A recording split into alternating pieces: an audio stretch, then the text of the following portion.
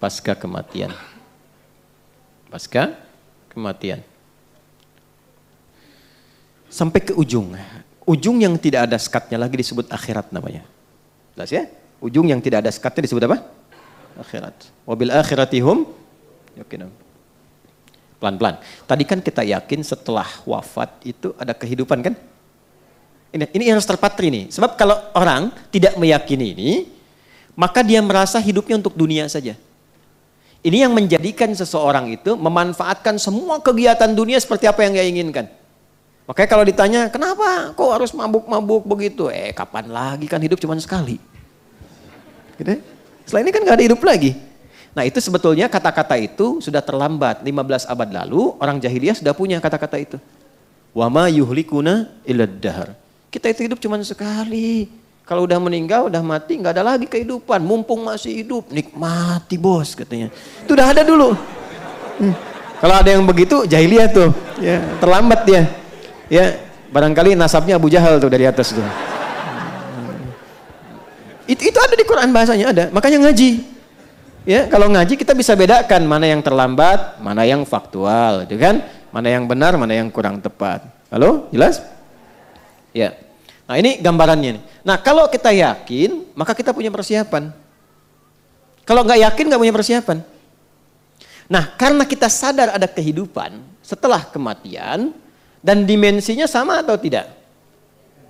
Beda. Alamnya sama nggak? Nih, saya mau tunjukkan logika berpikir yang sederhana. Di alam yang sama saja, kalau pindah tempat, pasti butuh bekal kan? Ya, Anda dari rumah ke sini, kalau nggak ada bekalnya bisa nggak ke sini? Nggak mudah. Kendaraan perlu bensinnya, naik motor perlu ada ongkosnya, apalagi pindah lebih jauh lagi. Maaf, sekarang di Jakarta misalnya pengen untuk ke Tanah Suci, dari Tanah Kusir ke Tanah Suci, pengen ke Mekah, pengen ke Madinah. Mungkin nggak berangkat kalau nggak ada bekalnya? Tidak. Sekarang begitu sampai ke Saudi, maaf, mata uangnya sama nggak? Tidak. Geser lagi terus agak lebih jauh ke Amerika. Ke Amerika bisa nggak beli air pakai rupiah? Pakai apa? Dolar. Di Malaysia pakai apa? Hukumnya sama nggak? Tidak. Ke Singapura aja nggak bisa sembarangan, ya kan? Di sini jalan, buang sampah, nggak ada yang lihat, buang. Di Singapura bisa jadi nggak berani. Di Jepang bisa jadi harus ikut sistem kan? Berarti ada hukumnya sendiri, ada aturannya sendiri. Di alam yang sama, cuman beda tempat, beda aturan. Maka sekarang pindah alam, jadi nggak logis kalau aturannya sama. Pasti beda. Karena itu saat pindah alam, yang dibawa pun dunia itu akan ditinggalkan, nggak ada yang dibawa. Karena kan judulnya meninggalkan dunia kan. Dan hebatnya diumumkan di speaker di toa-toa. Assalamualaikum warahmatullahi wabarakatuh. Inna lillahi wa inna ilaihi telah meninggal. Nah, meninggal dunia itu maksudnya meninggalkan dunia seutuhnya. Jadi semua hukum-hukum dunia termasuk di dalamnya dan bekal-bekal dunia nggak akan dibawa. Ya, Anda sekarang mau kerja sekeras-kerasnya, berangkat gelap, pulang gelap, macam-macam kumpulkan harta, dapat mobil banyak, rumahnya luas dan mewah. Begitu masuk ke alam kubur, mobilnya ikut nggak? Handphonenya ikut. Tuh yang dipakai ngerekam-rekam tuh. Fotonya ikut nggak? Man rabbuka jamaah Ustaz Adi. Nih buktinya. Nggak bisa. Nggak bisa. Mama nanti kalau masuk ke alam kubur, tolong handphonenya dikuburin tapi setelin morotal dulu ya. Pulsanya kirimin tiap pekan. Nggak bisa tetap. Nggak ada yang masuk. Bajunya sama nggak dengan sekarang? Ganti. Anda mau kumpulin pun banyak sampai puluhan ratusan tetap yang dipakai beda.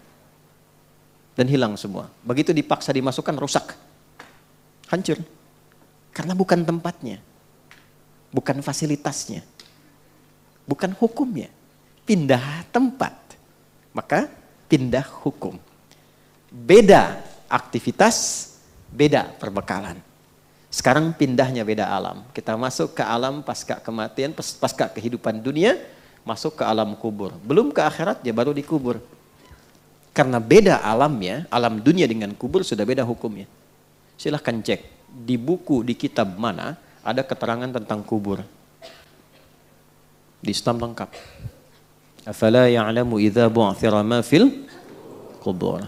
Tahu nggak ketika nanti dikubur sampai bangkit itu bagaimana kehidupannya? Maka turun ketentuan-ketentuan supaya disiapkan sebelum masuk. Jadi sebelum masuk kita sudah punya bekal. Itu indahnya dalam Islam. Terjadi sudah siap, nggak kejadian nggak ada ruginya. Itu jawabannya bagi orang nggak yakin dengan alam kubur. Nah, saya nggak ada masalah kok. Kalau nggak kejadian ya nggak apa-apa, nggak ada ruginya bagi saya. Tapi kalau kejadian situ yang rugi, ya kan?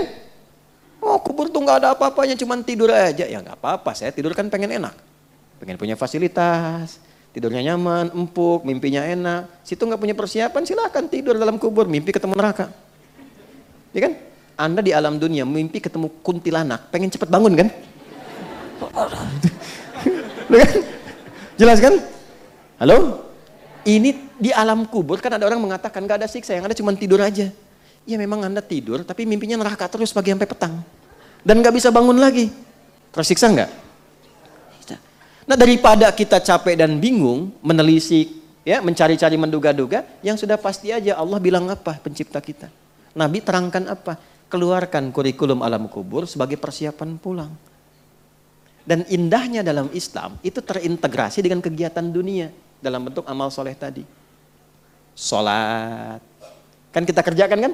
Apa manfaat sholat untuk dunia? Menjadikan kita menjadi lebih baik. Inna sholata tanha 'anil fahsya wal munkar. Apa manfaat untuk kematian? Dalam sholat ada tumakninah namanya, melatih ketenangan. Tumakninah itu dari bahasa itma'anna yatma'innu, melatih jiwa untuk tenang. Jiwa bahasa Arabnya nafas. Jiwa yang dilatih tenang, maka punya sifat jiwa yang tenang. Dalam bahasa Arab disebut nafsul mutmainnah.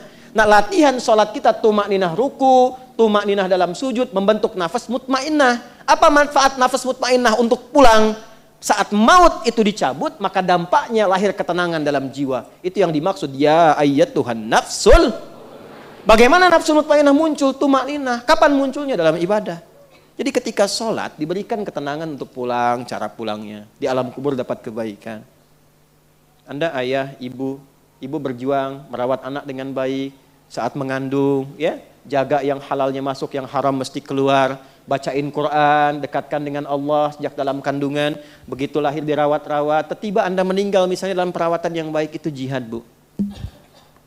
Tahu apa yang terjadi? Orang-orang yang mendedikasikan hidupnya untuk mengabdi kepada Allah. Padahal kan normal sebagai seorang ibu merawat kan?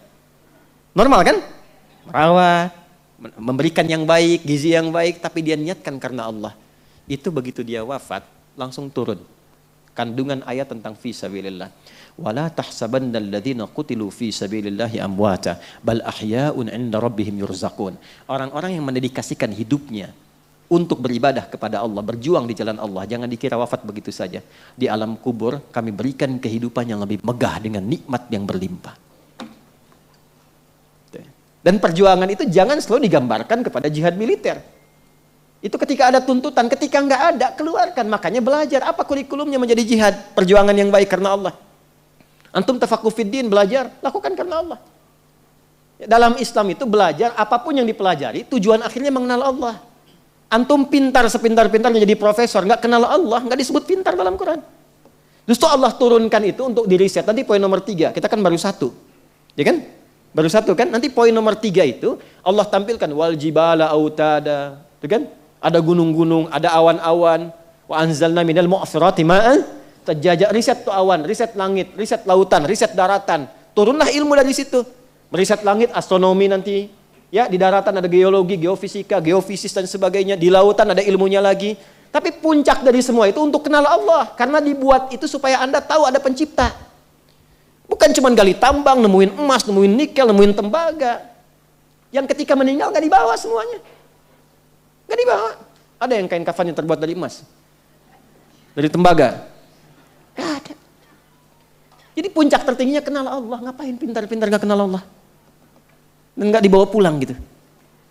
Jadi Anda diminta pintar, sukses, bahagia, ya, kemudian juga mulia, hartanya bisa dipakai untuk menikmati dunia, saat yang bersamaan niatkan untuk ibadah. Punya poin akhirat. Ini dunia dapat, akhirat dapat, itu konsepnya. Dan tidak meninggalkan dunia. Karena ayatnya berbunyi, Rabbana atina fid dunya wa fil akhirati wa qina. Itu ada keseimbangan. Karena kita yakin kehidupan akhirat, maka turunkan kurikulumnya. Maka di sini ada kurikulum Quran, Pendahuluannya Quran surah kedua ayat 153 sampai 157. Kemudian Quran surah ketiga Ali Imran ayat 169 sampai dengan ayat 172 misalnya. Nah, terakhir puncaknya, ini saya tutup di sini. Kalau ini kita ingin turunkan dengan cepat sampai ke akhiratnya, maka ada kurikulum, ini langsung kalimatnya dari Allah untuk orang beriman dan bertakwa saja. Kalau Anda termasuk di dalamnya berarti ayatnya untuk kita. Quran surah 59 ayat 18. Ya ayyuhalladzina amanu. Hai semua orang yang beriman. Kita beriman tidak? Insyaallah ya, berarti masuk ya dalam ayat ini ya. Ittaqullah, bertakwalah kepada Allah. Kita termasuk golongan takwa insyaallah. Allah ya, kita berusaha untuk bertakwa. Perhatikan. Wal tanzur nafsum ma qaddamat. Hendaknya setiap personal, setiap diri yang merasa beriman dan ingin meningkatkan takwa, maka buktikan dengan memiliki program hidup li ghad. Ghad di situ maksudnya sampai akhirat. Jelas? Bikin kurikulum sampai akhirat. Nah, cara cepatnya turunkan kurikulum akhiratnya ke bumi, lalu tunggangi itu sampai wafat, gampangnya begitu. Nah, akhirat itu tadi saya katakan, ini secara singkat nih saya mau tutup, akhirat itu kan ujung sesuatu yang nggak ada lagi setelah itu. Ini papan tulis nih ujungnya nih. Misalnya nggak ada lagi setelah ini, maka ini akhirat namanya. Akhir dari sesuatu yang sudah pada ujungnya. Kehidupan kita akan berada di satu tempat yang itu ujung dari sesuatu. Setelah itu nggak ada kehidupan lagi. Dunia pindah ke alam kubur, waiting room ya. Makanya disebut barzakh, pemisah, waiting room. Setelah itu kemana? Nah, cuman dua akhirnya. Imma surga, jannah, atau neraka nar.